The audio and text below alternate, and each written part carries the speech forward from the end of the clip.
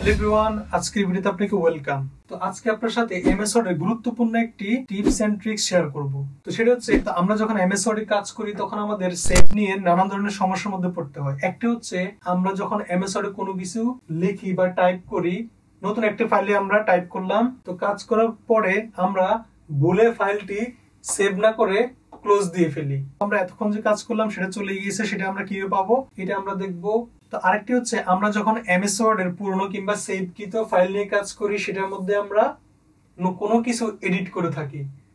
তো এডিট করার ফলে কিন্তু আমরা ভুলে অনেক সময় সেভ দিই না, কিংবা সেভ না দিয়ে বের হয়ে যায়, কিংবা অনেক সময় আমাদের ইলেকট্রিসিটি চলে যায়, কারেন্ট চলে যায়, কিংবা যে কোনো কারণে পিসিটা অফ হয়ে যায়, তখন আমরা আমাদের যে যতটুকু আমরা এডিট করেছি এটা আমরা ফেরত পাই না।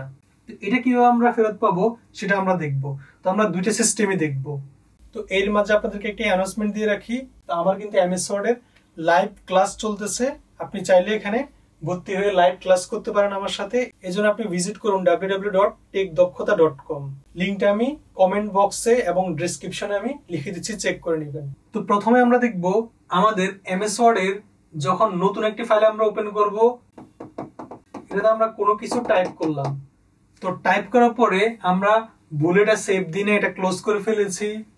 আমরা এখান থেকে ক্লোজ দিলাম, সেভ না দিয়ে ডোন্ট সেভ দিলাম, তাহলে কিন্তু আমাদের ফাইলটি ক্লোজ হয়ে গেছে কিংবা চলে গিয়েছে। তো আমাদের এই কাজটা কিন্তু আমরা না পেলে অনেক সমস্যা হয়ে যাবে। তো এই জন্য আমরা ফাইলটি যদি পেতে চাই, আমরা এমএস ওয়ার্ডে যাব, আবার মনে করেন আমরা নতুন করে ওপেন করলাম। তো এখান থেকে আপনি প্রথমে এখানে ফাইল দেখতে পারবেন, আপনি এখানে ফাইলে যাবেন। তো আমরা ফাইলে ক্লিক করলাম।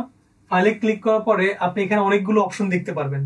তো অনেকগুলো অপশনের পাশে আপনি এখানে ছোট্ট করে দেখতে পারবেন ইনফো। ঠিক আছে, এই যে আমরা এখানে ইনফোটা দেখতে পাচ্ছি, আপনি আপনার এমএস ওয়ার্ড ইনফোটা দেখতে পারবেন। এখানে ইনফোতে ক্লিক করবেন। ইনফোতে ক্লিক করার পরে আপনি এখানে আরো কয়েকটা অপশন দেখতে পারবেন। এখান থেকে আপনি দেখতে পারবেন ম্যানেজ ডকুমেন্ট। আপনি ম্যানেজ ডকুমেন্টে ক্লিক করবেন। তো আমি ম্যানেজ ডকুমেন্টে ক্লিক করলাম।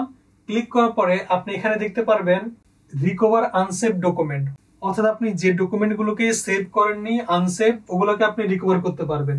আর একটা হচ্ছে ডিলেট অল আনসেভ, আপনি এটাতে ক্লিক করবেন না, এটাতে ক্লিক করলে আর পাবেন না। আপনি এখানে রিকভার আনসেভ ডকুমেন্টে ক্লিক করবেন। ক্লিক করার পরে আপনি এরকম একটি ডায়লগ বক্স দেখতে পারবেন। দেখার পরে আপনি এখান থেকে দেখবেন কোন ডেটে আমি এখানে 9:54 একটি ফাইল আমি সেভ করে নেই, এটা একটি আছে, আরেকটা আছে 9:05 এবং আরো পুরনো ডেটেও কিন্তু আছে। দেখবেন আপনি কোন ফাইলটি আপনার সেটা আপনি দেখবেন। তো মনে করেন প্রথমটায় ক্লিক করলাম, ক্লিক করে ওপেনে ক্লিক করলাম, তাহলে দেখুন আমার কিন্তু আগের একটি ডকুমেন্ট যেটা আমি সেভ করে নেই সেটা চলে এসেছে। তো আমাদের যদি এই ফাইলটি না হয়, আমরা আবার আগের মতো ফাইলে যাব, ফাইলে গিয়ে ইনফোতে যাব, তারপর আমরা এখান থেকে ম্যানেজ ডকুমেন্টে যাব, রিকভার আনসেভ ডকুমেন্টে যাব, যার পরে আরো ফাইল আমরা দেখতে পারবো। আমার এই ফাইলটা হতে পারে যে 9:59, আমি এখানে ক্লিক করলাম, ওপেন দিলাম, তাহলে দেখুন আমাদের ওই ফাইলটি কিন্তু ওপেন হয়ে চলে এসেছে। তো আমরা এখন এখান থেকে এটাকে সেভ করবে জন্য আমরা এখানে সেভ আসে ক্লিক করব। তারপরে আপনার ফাইলটি আপনি কোথায় সেভ করছেন, মনে করেন আমি ডেস্কটপে দিলাম, সেভ নাম দিলাম, সেভ দিলাম। এখন আমরা ডেস্কটপে গিয়ে দেখব আমাদের ফাইলটি কিন্তু সেভ হয়ে গিয়েছে। দেখুন আমাদের ফাইলটি কিন্তু সেভ হয়ে গিয়েছে। তো এখন যদি এটাকে আমরা আবারও ওপেন করি, আমরা এভাবে ওপেন করতে পারবো। এটি হচ্ছে একটি সিস্টেম, অর্থাৎ আমাদের আনসেভ ডকুমেন্ট, যে ডকুমেন্টগুলোকে আমরা সেভ করে নিই সেটা আমরা এভাবে করতে পারবো। কিন্তু আরো একটি বড় প্রবলেম হচ্ছে, আমরা যখন কোনো সেভকৃত ডকুমেন্ট নিয়ে কাজ করি, আগের পুরনো সেভ করা ফাইল নতুন করে কাজ করেছি, ভুলে আমরা ক্লোজ করে দিয়েছি, সেটা কিন্তু এখানে থাকবে না। তো এই জন্য আমি একটি পুরনো ফাইল ওপেন করে নিচ্ছি। মনে করুন আমাদের এই ফাইলটি আছে, আমরা এটাতে কাজ করব। মনে করুন আমরা এখানে নতুন কিছু অ্যাড করব, যে মেথড আছে, এটার পরে আমরা এখানে নতুন একটা টেবিল নিলাম, 3টা কলাম নিলাম, এবং কলামের মধ্যে আমরা যে কোনো কিছু টাইপ করলাম। ঠিক আছে, আমরা এটা অ্যাড করলাম। অ্যাড করার পরে আমরা এখন এটাকে সেভ না করে ভুলে ক্লোজ করে দিয়েছি। দেখুন আমরা ডোন্ট সেভ দিয়ে ক্লোজ করে দিলাম। এখন আমরা এই ফাইলটাকে কিভাবে ফেরত আনবো, কিংবা আমরা যে এতক্ষণ কাজ করেছি সেভ না দিয়ে বের হয়ে গিয়েছি, এই কাজটা আমরা ফেরত আনার জন্য আমরা আবারও এমএস ওয়ার্ডটি ওপেন করে নিব। এমএস ওয়ার্ড ওপেন করার পরে আমাদের আগের যে পুরনো ফাইলটি আছে, যেটাতে আমরা কাজ করেছি, ভুলে সেভ করে নি, সেটা আমরা ওপেন করব। ওপেন করার পরে আবার আমরা ফাইলে যাব, ফাইলে যাওয়ার পরে আমরা এখান থেকে ইনফোতে যাব। আপনি এখানে ইনফো দেখতে পারবেন, ইনফোতে যাবেন। ইনফোতে যাওয়ার পরে আপনি এখানে দেখতে পারবেন টুডে, আজকে 10:05 PM when I close without saving. আমি সেভ করা ছাড়া ফাইলটি কিন্তু ক্লোজ করে দিয়েছি, সেটা এখানে শো করতেছে। তো আমি যদি এখানে ক্লিক করি, ক্লিক করার পরে দেখবেন আমার যে আগের ওখানে যে আমি কাজ করেছি সেটা কিন্তু চলে আসবে।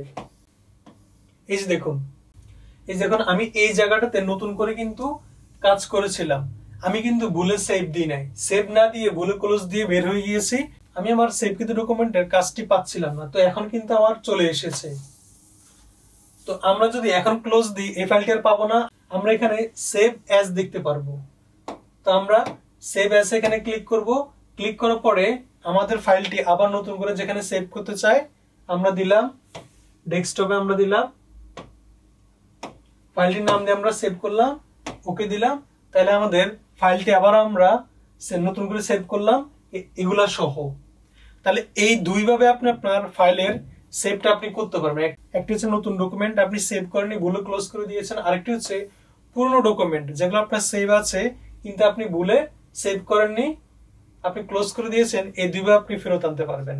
তো এই ছিল আজকে আমাদের ভিডিওটা যদি আপনার ভালো লাগে তবে অবশ্যই লাইক করবেন এবং কমেন্ট করবেন, এবং এই ধরনের আরো ভিডিও পাওয়ার জন্য চ্যানেলটি অবশ্যই সাবস্ক্রাইব করে রাখবেন। Thanks for watching.